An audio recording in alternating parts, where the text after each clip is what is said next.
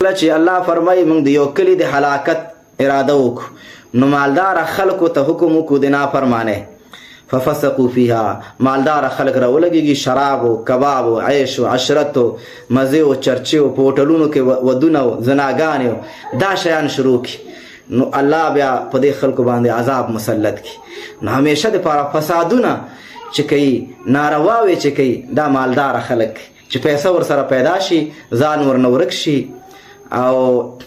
د خپل انجام سوچ ور سره ختم شي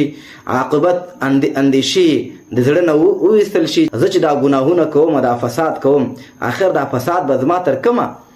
نو فسادونه شروع کی مال هوایي کی د دولت کې یو بیل نشه ده چې پیسې در سره پیدا شي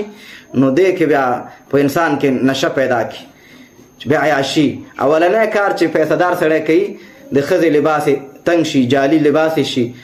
او بے حیاش اولنې کار په مالدار سړي کې بے حیايي پیدا کی چې غریبي خګرد جامې بکي او خب چادری به اغوندي او په حیا او په عزت کې وګرځي چې مالدار شي چادری به خطا